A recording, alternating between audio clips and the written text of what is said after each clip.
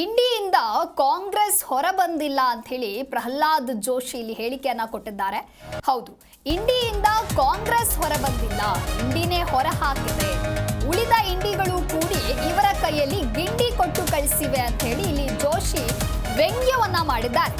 ಅಂದ್ರೆ ಇಂಡಿಯಾ ಒಕ್ಕೂಟದಿಂದ ಕಾಂಗ್ರೆಸ್ ಹೊರಬಂದಿಲ್ಲ, ಇಂಡಿನೇ ಹೊರ ಹಾಕಿದೆ. ಉಳಿದ ಇಂಡಿಗಳು ಕೂಡ ಇವರ ಕೈಯಲ್ಲಿ ಗಿಂಡಿ ಕೊಟ್ಟು ಕಳಿಸಿವೆ ಅಂತ ಹೇಳಿ ಇವರು ವ್ಯಂಗ್ಯ ಮಾಡಿದ್ದಾರೆ. ಕಾಂಗ್ರೆಸ್ ಪಕ್ಷ ಎಲ್ಲರಿಗೂ ಭಾರ ಆಗಿದೆ ಅಂತ ಹೇಳಿ ಜೋಶಿ ಹೇಳಿಕೆ ಕೊಟ್ಟಿದ್ದಾರೆ. ಸುರ್ಜೇವಾಲಾ ತಿಂಗಳಿಗೊಮ್ಮೆ ಬಂದು ಏನ್ ಮಾಡ್ತಾರೆ ಗೊತ್ತಿಲ್ಲ. ಹುಬ್ಬಳ್ಳಿಯಲ್ಲಿ ಕೇಂದ್ರ ಸಚಿವ ಪ್ರಹ್ಲಾದ್ ಜೋಶಿ ಹೇಳಿಕೆ ಕೊಟ್ಟಿದ್ದಾರೆ. ರಾಜ್ಯಕ್ಕೆ ಸುರ್ಜೇವಾಲಾ ಆಗಮನದ ವಿಚಾರಕ್ಕೆ ಸಂಬಂಧಪಟ್ಟಂತೆ ಅವರು ಬಂದ್ರೆ ಏನೂ ಆಗೋದಿಲ್ಲ ಅಂತ ಹೇಳಿ ಹೇಳಿಕೆ ಕೊಟ್ಟಿದ್ದಾರೆ. ನೋಡ್ರಿ, ನಾವು ಹೇಳೋದು ಕಾಂಗ್ರೆಸ್ ಪಾರ್ಟಿ ಅವ್ರು ಯಾರು ಆಳ್ತಾರ ಅವ್ರಿಗೆ ಬಿಟ್ಟಿದ್ದು.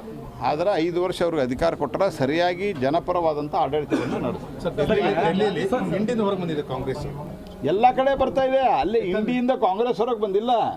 ಇಂಡಿ ಉಳಿದ ಇಂಡಿಗಳು ಕೂಡಿ ಇವ್ರ ಕೈಯಾಗ ಗಿಂಡಿ ಕೊಟ್ಟು ಕಳಿಸ್ತಾ ಇದ್ದಾರೆ. ರಾಜ್ಯಕ್ಕೆ ಸುರ್ಜೇವಾಲಾ ಬರೋದ್ರಿಂದ ಏನೂ ಆಗೋದಿಲ್ಲ.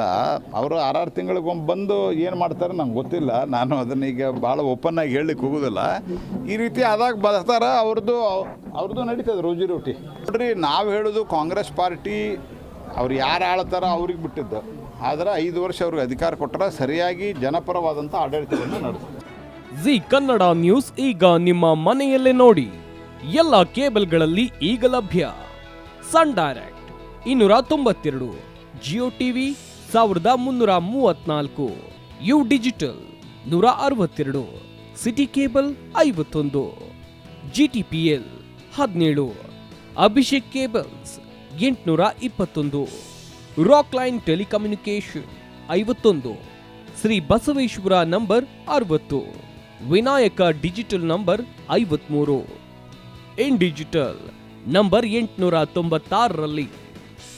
ನಿಮ್ಮಿಸ್ತದ ಜಿ ಕನ್ನಡ ನ್ಯೂಸ್ ನೋಡಿ ಆನಂದಿಸಿ.